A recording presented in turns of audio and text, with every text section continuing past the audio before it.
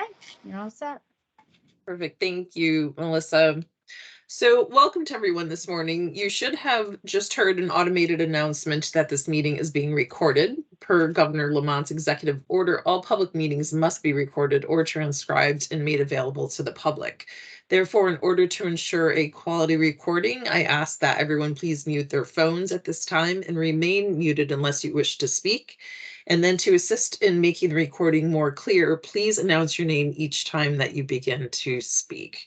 So good morning to everyone. I'm Nicole Godburn, Fiscal Manager for DSS. So I will take a roll call now and we will go through that. So we'll start with the ever fantastic Miss Barbara Cass.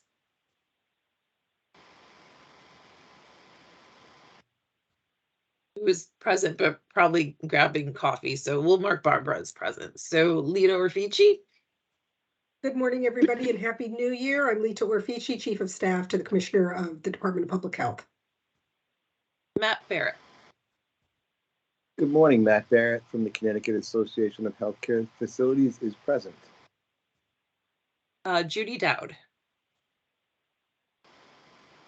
I am not seeing Mag Morelli. Hi, good morning. Mag Morelli from Leading Age Connecticut. Marie Painter. Good morning. Michael Moore. State long-term care ombudsman. Sorry, Nicole. That's okay. It's been one of those mornings already. I can feel it. Michael Morris. Good morning. Michael Morris from Chifa. And Claudio Gutierrez from OPM. Not today, Melissa? I'm sorry, I'm permanently here for Claudio. Oh, okay. Perfect. All right. Thank you. Senator Lesser. Representative Gilchrist. Senator Seminara. Representative Case. Senator Anwar.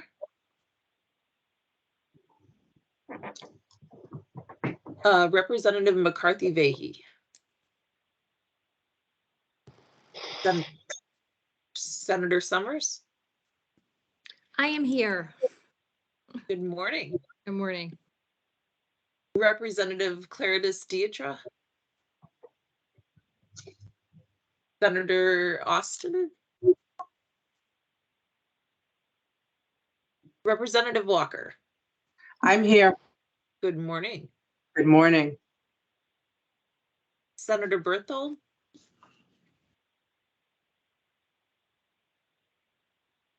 And Representative Nuccio. Hope I'm saying that correctly. Okay. And anyone else that we may have missed, please announce yourselves. Mike Mosher from Athena. Morning, Larry Mike. Athena Healthcare. Hi, Larry. How you doing, guys? Hi, this is Hillary Felton Reed. Morning, Hillary. Hi. Hi, this is Jonathan Fink from CLA, advisor to Leading Age Connecticut. Hey, Jonathan.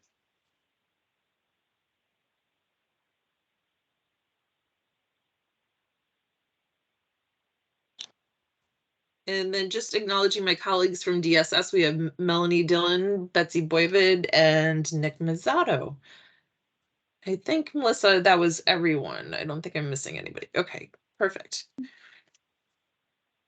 So to kick off the agenda, so just to do an update on the right sizing plans, just to do kind of a quick level set recap for everyone, you may recall that nursing homes were asked to submit to the department in April of last year. We're already into 2023. They were asked to submit right sizing and rebalancing plans to the department. The department produced a final report on what those plans encompass. That report is published to the DSS website. I'll post a link to that report in the chat, so you have an opportunity to reference that. So what we do here in this committee is we just do a report out on the status of those plans, since many of the plans discussed talking about potential CONs and other process through which they were looking to kind of address what's going on within their building. So in this meeting, we just do a little bit of a report out on how some of that is going. And we have heard from and are working with a few homes that are looking to explore doing some CON projects within their buildings. So that might encompass anything from bed delicensure to renovations to capital improvement type projects. So we have heard from and are working with a few of those buildings. So that process is underway for quite a few. So just a quick kind of short update on that. And if there's no questions, I will turn over to Lita and Barbara for an update on survey activity.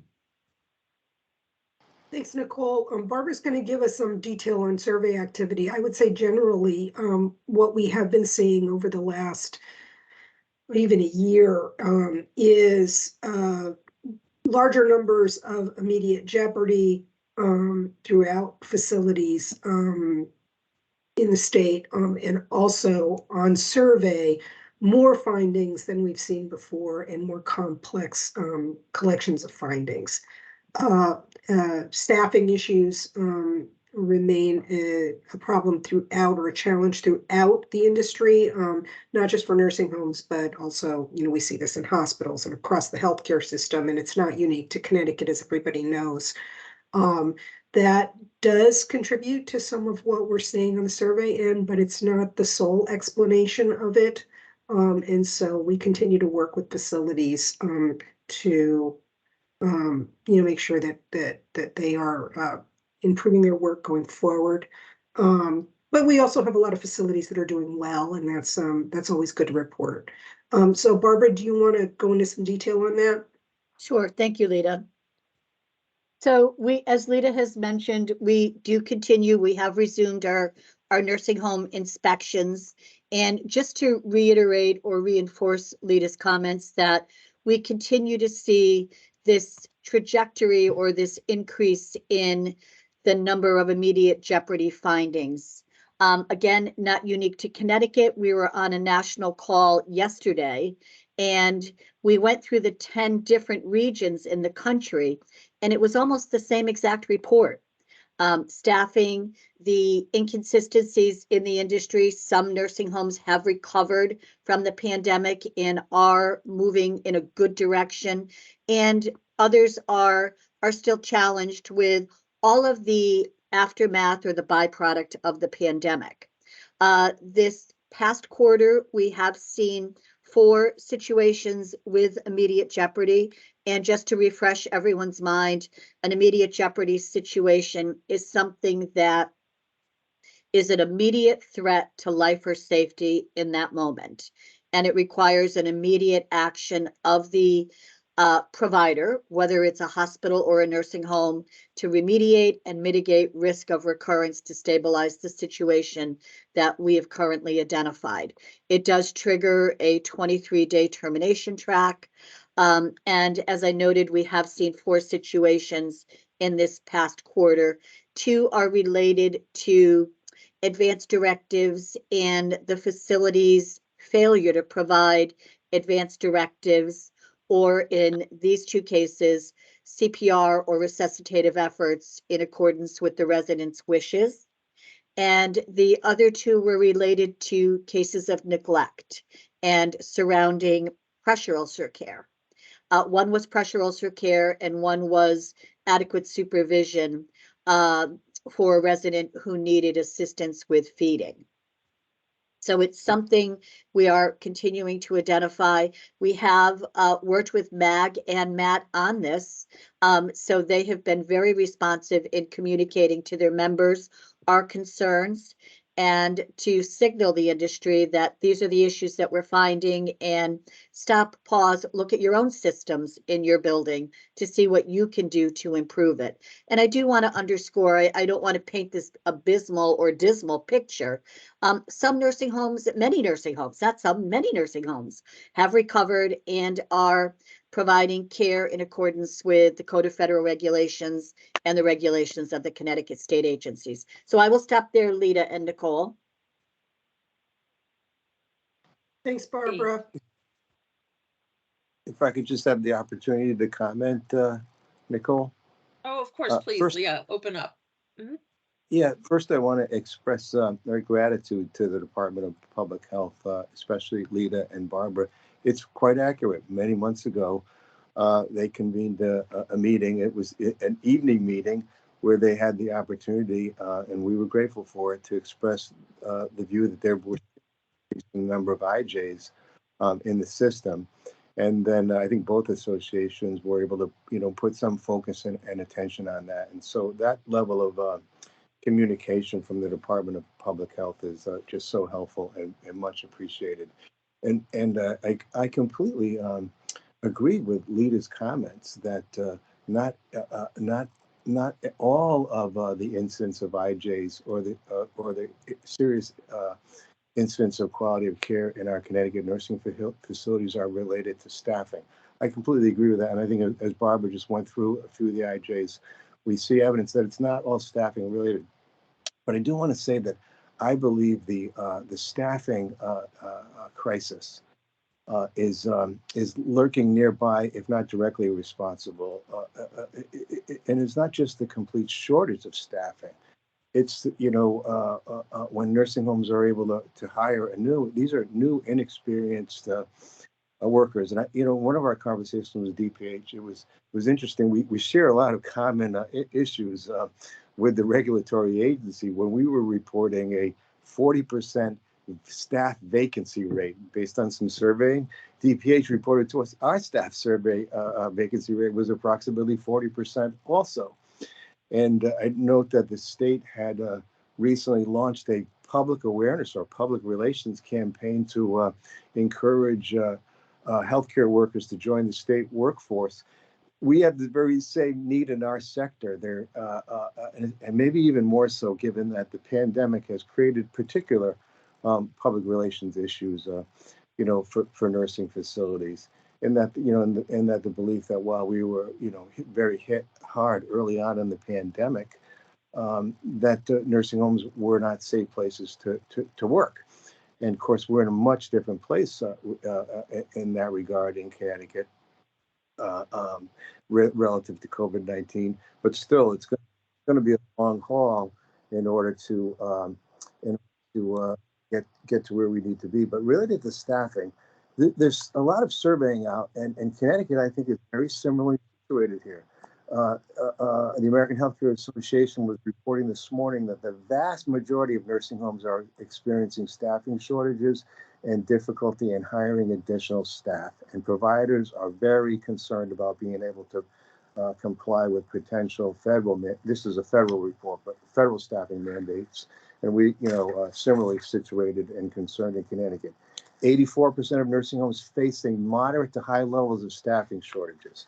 45% of nursing homes say their overall workforce situation has gotten worse since mid-2022. And I'll provide a link, to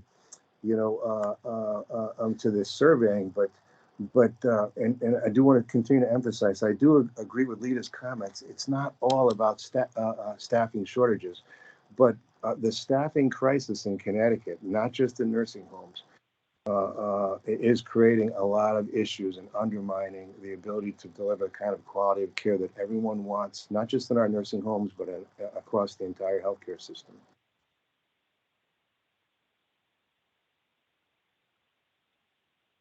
Thank you, Matt. I'm not sure whose hand was raised next. So I think it was Mairead. Mairead. Okay, if you want to go on after Matt, that's fine. I'll go after you both. That's okay. Go ahead, Mairead. Okay. So I appreciate everything everyone has said. I agree with many points of it. However, I do have some pinch points here.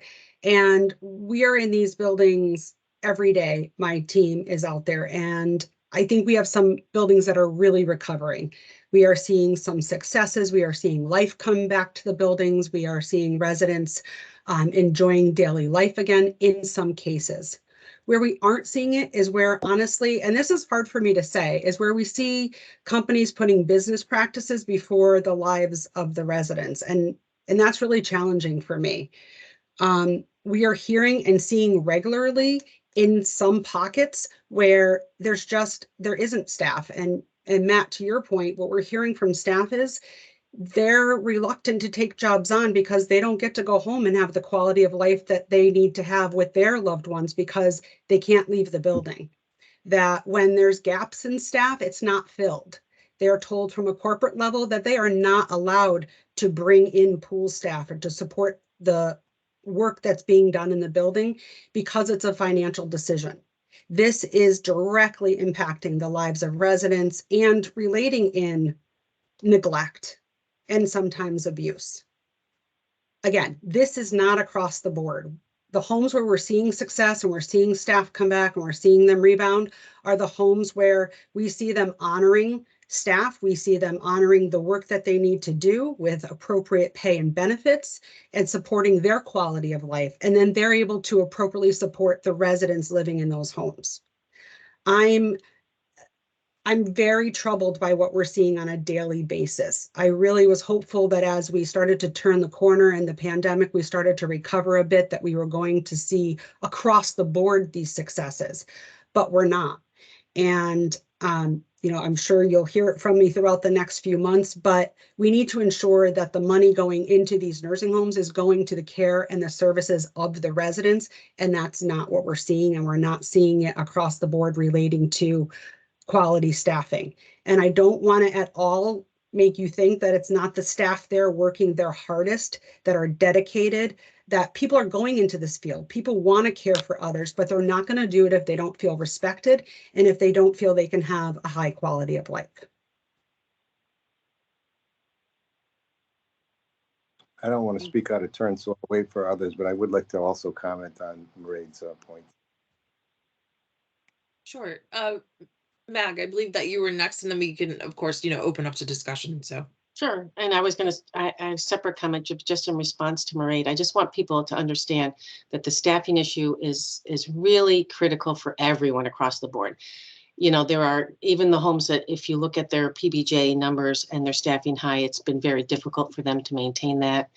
Some homes are restricting who they're, admitting because of staffing issues. So I think staffing for the whole sector, we have, and we've been working with our other associations in the healthcare field.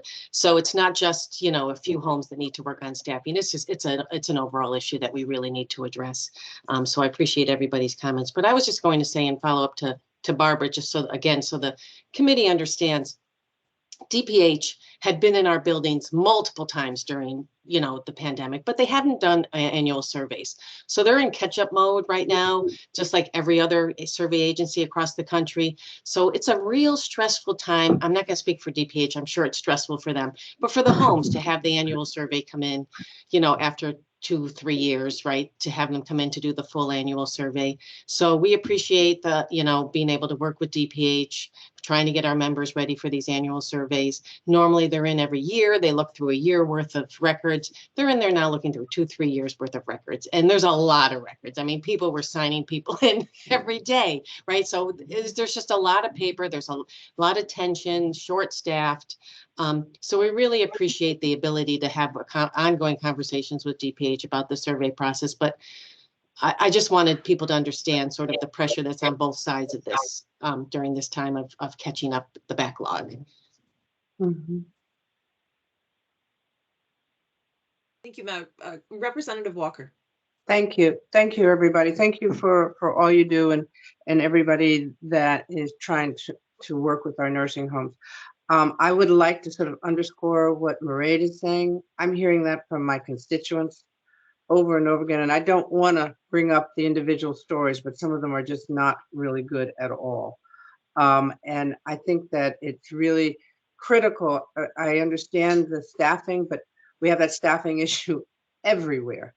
When you have a loved one that's in a home that they expect to be getting care and they're not, I wonder, and this is something we'll talk over later, but are we doing enough to keep the people at home, or should we be working harder to take some of the clients and leave them at home or put them at home and have the services come out to the home? Because putting them in a nursing home at some of the costs that are there, we could probably have a larger group of people working with them in their homes and getting the services that they need. And I wanted to also find out the nursing home inspections. Is there a report that you have on DSS's website right now that we could look at, so we could look at some of the nursing homes that are in critical situations? I will, Representative Walker, I believe you're talking about if DPH, the Jeopardy findings. I'm not sure if DPH. I'm not sure. Is it DPH or DSS? DPH So that would is be that would be DPH, and we Okay. do post those on e-licensing, and they're also posted on the Medicare website under Medicare. And we can send you the link to that, Representative Walker. Yeah. And you know, to reiterate what Mav was saying, we are because surveys were postponed. I'm sorry, I'm recovering from COVID and I have COVID fog, so I'm still like trying to find my words. I'm sorry, Rita. But no. But that's why I'm like, I don't mean to stutter, but I'm like, well, what's the word I'm looking for? But because the surveys had been put on pause for a period of time, you know, almost 2 years, that catch up when we do go out to survey, the surveys are taking longer. And because we're looking through multiple years worth of work, we are having, you know, more findings. So everything takes longer. And because we're short staffed, we're doing fewer surveys. So, so I would expect nationwide what we're going to see is some, you know, pretty weird survey results, you know, for the next, I would say 18 months until we get through this, you know, this catch up round of surveys.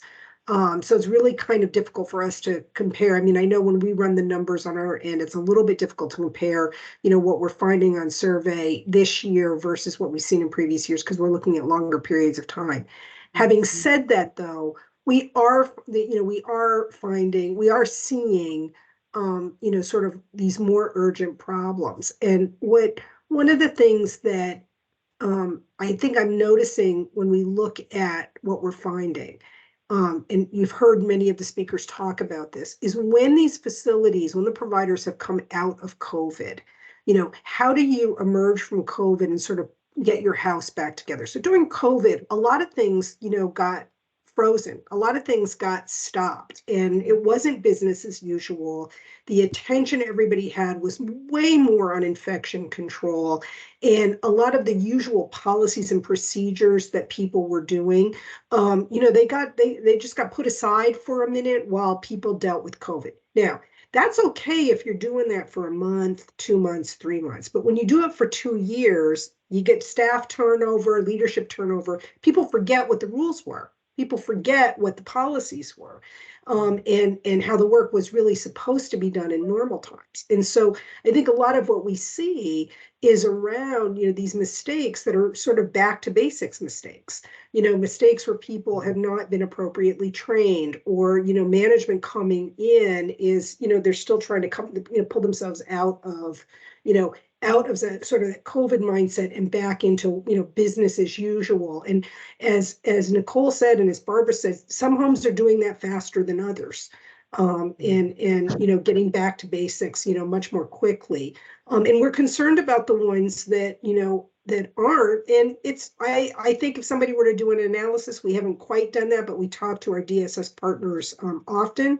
The homes that have the most trouble are also the ones that are under financial stress, probably have low occupancy rates, you know. So when you have the financial issues coupled with, you know, you throw in some staffing and you're coming out of COVID and you're trying to turn, you know, get your business back to normal, those homes have a harder time doing that than a home that is, you know, financially squared away, you know, doesn't have the leadership turnover and the like. And so I think if we had a formal analysis, we'd probably see data that bears that out. Thank you. I mean, I hear you on all of that. And first of all, I think all of us have had COVID in one shape or another. So you're amongst friends. We all have fog. I mean, we all go through that. But when you're talking to constituents about their loved ones, oh yeah, and you talk about the fact that there's a staff shortage, that makes them even more upset, because they say, well, then why is this nursing home open? because they've got responsibility for my father or my mother. Things are not being done. It's a litany of things. And, we were able to sort of contain them, but they're off the roof now. And we're going to hear a lot of it going forward as we do the budget. So I would like to get prepared and see what we've done and how are we correcting it before we get into those, because one, I don't want to be here until 4 o'clock in the morning because families are coming in to complain.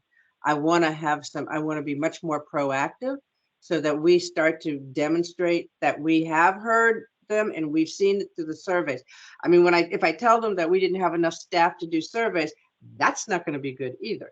Right. So I think we've got to do a lot of quick response and come up with what are we doing now and how are we trying to rectify that. So I look forward to working with all of you on this as soon as possible, because it's getting bad and my aide she's keeping a list now.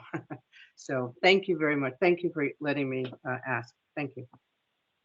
And Representative Walker, to address the first part of your question around what are we doing for the home and community-based services and supporting that arena. What I propose is I'd like to invite Dawn Lambert into our next meeting. She really kind of oversees our community options, and we as a department have injected quite a bit of money into those services. Everything from ARPA funding that the state received, we put quite a bit of money into that, into increasing some of the pay rates for the PCAs, the personal care assistants, who are the folks who provide those services in someone's home. So we as a department have injected quite a bit of money into those services, but what I'll do is invite Dawn Lambert to our next meeting and ask her to kind of give a good overview of what that's looking like and what's going on in that arena, since she's been overseeing all of that, to help kind of guide us in that part of the discussion. Thank you very much. Thank you very yes. much. Senator Summers, I believe you were next. Yes, good morning. I just wanted to portray my what I've noticed. I've been to visit quite a few long-term care facilities and nursing homes over the past few months, in my district and other districts. And I had in the places that I have visited, some are corporately owned, others are privately owned. I have seen a vast uptake and improvement since before COVID of people really trying to improve the quality of life. I just went to a facility that just had finished a whole renovation on their facility. I am very concerned about the staffing shortage. I don't know how we continue down the trajectory of requiring nursing homes to do more with less people. It's the same thing for all of our departments. How do we continue to have the same output and the same level of quality with less availability of staff to be able to perform those duties? Requiring mandatory overtime, I don't think is the the long-term solution in any way, shape, or form. It's causing individuals to leave the service completely. I can tell you, my daughter runs all the dietary for a large corporately owned nursing home, and she can't keep staff. They just don't want to work there. It's a hard job. It doesn't pay well. So I would like to see if collectively, because in public health right now, we were talking about where are we going to get the people to fill these positions, and how are we going to do it effectively. If any of you have suggestions, please let me know so I can relay them to the Public Health Committee. We are trying to do a bill for workforce development. And I know we've had things in the past with tuition reimbursement, et cetera. But there is some push for a medical, for better or for worse, calling it a medical magnet high school like they have in California. It's a 4-year high school. It has 2 tracks. One would provide you with LPN, some of the occupational aspects, and then the other track would be biotech, med school, 4-year RN degree. is that something that we need in the state of Connecticut to help people be able to be interested in these careers, to be able to have access right away from high school? So they're not finding a different career between high school and what they do next. If you have any suggestions, whether it's even outside of the box, please let us know, because we see this as a daunting problem and not getting better anytime soon. And also, if we cannot find the appropriate workforce, if we're always in this constant, because that's what I hear constantly from nursing homes. Even, you know, the hourly rate that they're paying CNAs to me is like unbelievable just to get people, but they can't continue it because they won't be sustainable. They will end up having to close. What's the next step? What's the answer if we're going to be working at 70% of the staffing that we're supposed to have to be able to care for people? How do we adjust, or what do we do to be able to deliver the same quality of care? So that's what I'm interested in. And I thank the Department of Public Health for working with the long-term care facilities. It's not easy on either side, but I think we have to be realistic in our approach of, we can't still continue to demand, you know, certain staffing levels and, you know, productivity or, you know, the level of quality that we have if we can't get the people there. So how do we come to a joining of the minds to be able to move forward? That's what we're struggling with in public health. And if anybody has suggestions, please let me know. Thank you.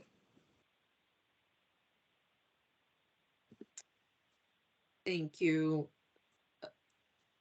Lita, I don't know if you wanted to respond or. Yeah, I mean, I'm trying to be, I want to be really thoughtful about this because, you know, I think one of the reasons why I think these discussions, anytime we're talking about long-term care, are so challenging is because, and I know this is, you know, one of those cliches, because there's no magic bullet. There's no one lever that fixes the system.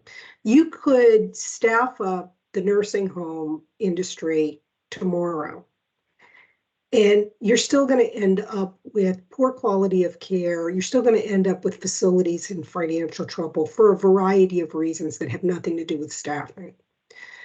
You can fix up some homes and put a lot of investment into them, but if they can't find the staff to provide appropriate care, that's going to be a problem too, right? So I think we know for years, and this is again not unique to Connecticut, and goes back a little bit to Representative Walker's comment, that there are too many nursing home beds in our system.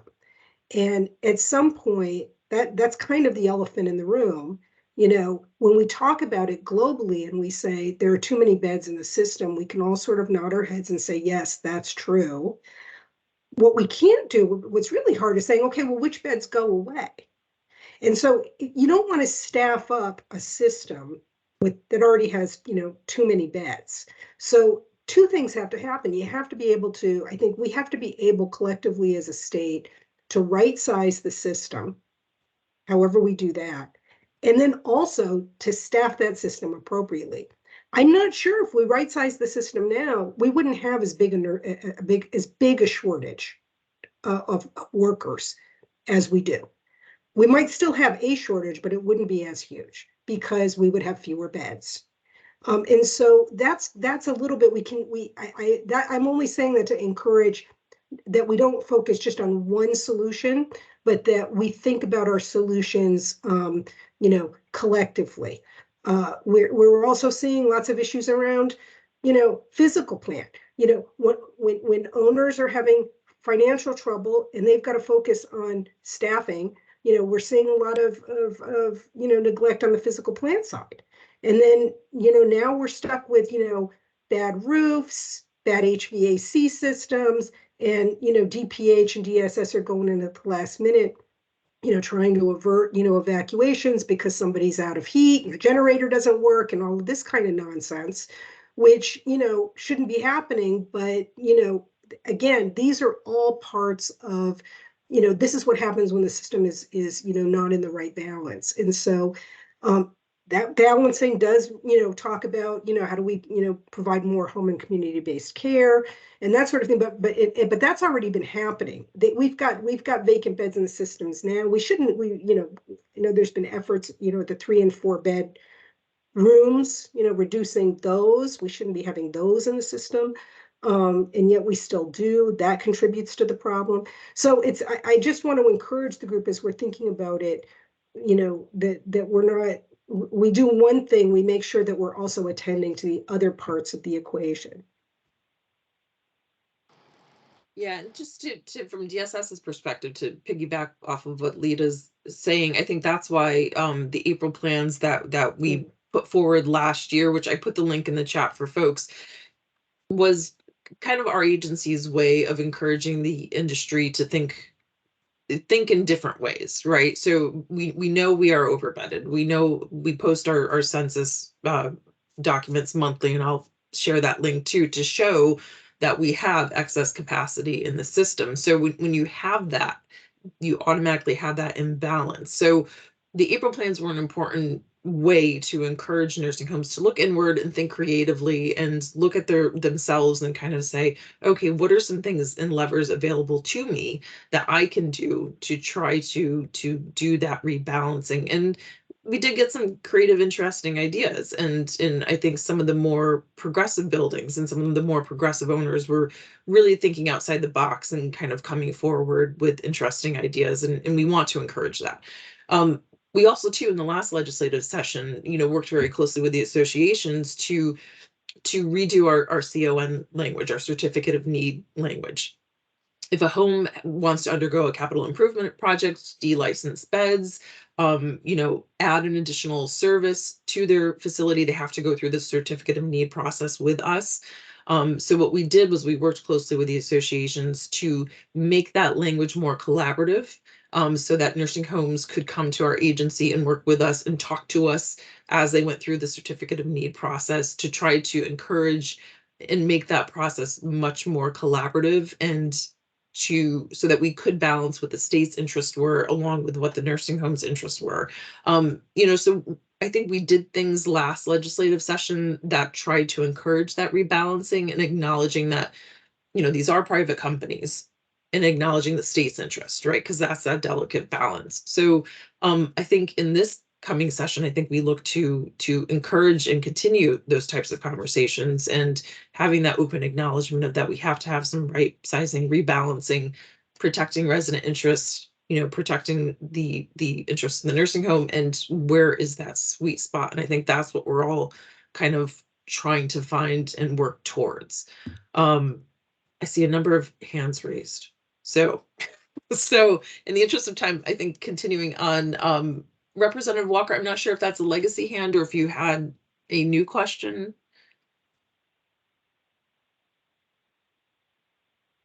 That might be a legacy. So I think, Mag, I believe you were next. Sure. I just I wanted to respond a little bit to Senator Summers and the conversation about what to do, because we're working with and we appreciate all the efforts that are going into workforce. I mean, Matt and I are on, several different committees just trying to find and there's a million different things we have to do, right? Focus on LPNs, RNs, CNAs. But I think something that Mairead had said earlier and that we've kind of been pushing for several years is sort of that respect concept. And is there a way we can do some type of public relations or media or marketing campaign that puts out an appeal for the aging services sector as a place you could find a career, right? And it offers so many different levels, right? And to respect the people that choose the level they want to serve and within that sector. We have a Homemaker Companion Work Group that's coming forward with some recommendations to the legislature. We have, the Adult Day Center Association has a work group that's coming. All of these home and community-based services, we need CNAs, we need LPNs, we need RNs, we need dietary, we need housekeeping. And if, I noticed the state has done a public relations campaign to bring people into their human services department. And if there was just maybe a way that even we can use the CMP funds to just put out something to younger people in schools, some kind of program. We can duplicate things that are done in other states that just puts into mind of people that aging services is a place where they can maybe find a career and a spot where, because it's not a job that you can do unless you really want to do it, right? I mean, there are people that are just wonderful in aging services, and they just have a drive and that's sort of their career, their commitment. They want to work with older people, and you need to find those people and tell them that there's a way that they can work in the sector. So it's not just nursing homes, it's the whole aging services sector, right? We can't serve people at home if we don't have people that are trained. And so I think we have to look at all the different information that's coming back to the legislature this year on all different levels, and maybe look to that idea of maybe doing some kind of outreach to the younger people in schools, to let them know that it's a possibility. The other thing I just wanted to mention really quickly, since I might not have another, is when we talk about the CON process and trying to fix it. I always try to remind people that we have a moratorium on nursing homes that's been here for decades. And so we kind of 3 decades ago it was the ice age. All right, everybody, where you are and how many beds you have, you're staying there. And you can't build a new one and you can't move it unless you go through the whole CON process and try to add beds or remove beds. So we've kind of created this system that's so, a physical plant system that's really, really old and outdated. And so that's why we worked with DSS to try to modify that CON process to make it just a little bit easier for people but we need to have a partnership